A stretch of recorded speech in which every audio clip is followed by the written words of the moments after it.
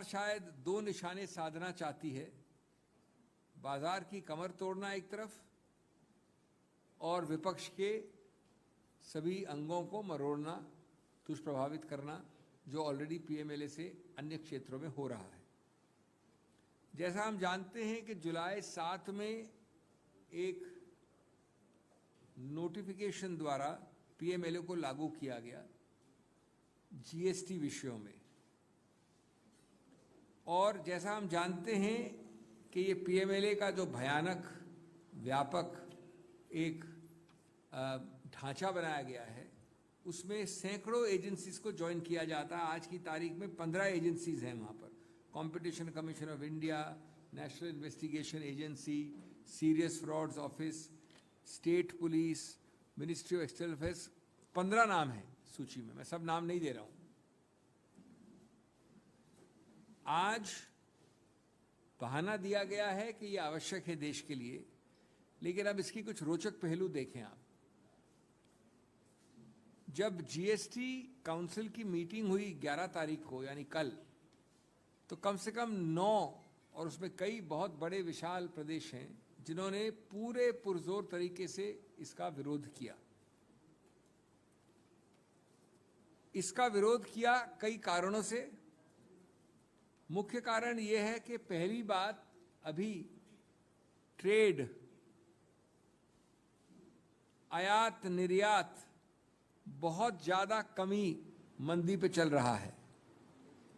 आज सच्चा सरल बिजनेस के आदमी वैसे ही कमर तोड़े हुए चल रहा है, उसके ऊपर बोझ बहुत ज़्यादा है। अब आप पीएमएलए के द्वारा वो जितने भी छोटे बिजनेस हैं, और कई छोटे बिजनेस 1 करोड़ से ज़्यादा होते हैं,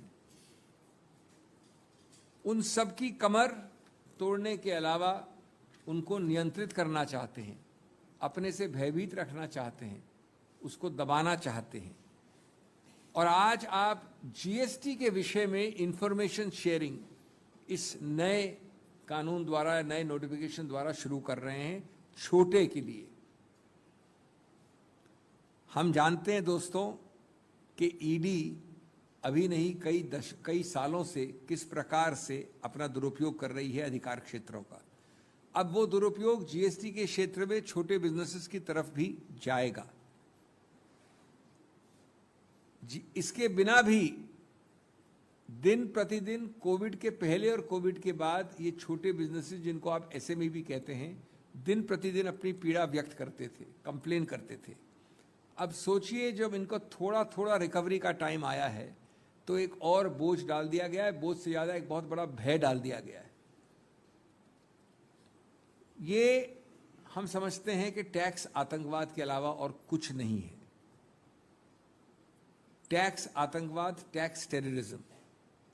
कई लोग जीएसटी पे नहीं करते हैं, कई लोगों को जीएसटी से कोई मतलब नहीं है, जीएसटी उनके पूरे आयाम में, पूरे बिजनेस में आता नहीं है। अब आपसे ईडी बार बार ये भी प्रश्न पूछ सकती है कि आप जीएसटी अवॉइड कैसे कर रहे हैं, जबकि जीएसटी लागू नहीं होता हो, और वो लाखों सैकड़ों छोटे बिजनेस जो जीएसटी से की परिधि में नहीं है, वो भी भयभीत होकर अब रहेंगे। दूसरा या तीसरा पहलू, एक तो हुआ ट्रेड का, एक हुआ भय का, तीसरा हुआ छोटे बिजनेसेस का। चौथा, क्या इसके बारे में कोई भी विचार विमर्श हुआ देश में, संसद में? संसद का पिछला सत्र इतना पहले नहीं था, हाल में था। किसी रूप से विचार विमर्श, आदान प्रदान हुआ? अरे भाई, आदान प्रदान कहाँ होगा? जीएसटी काउंसिल में नहीं हुआ। संसद में कहाँ होगा? बाहर कहाँ होगा? सिविल सोसाइटी में कहाँ होगा? अचानक चुपचाप इसको ले आए 7 जुलाई को एक गेजेट नोटिफिकेशन द्वारा। क्यों?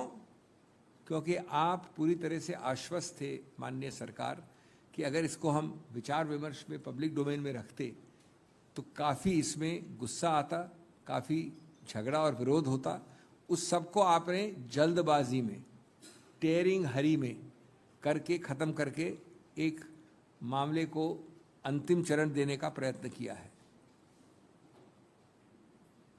ये बड़ा स्पष्ट है कि इसमें कोई भी आम कारण नहीं है, बोनाफिडे कारण नहीं है।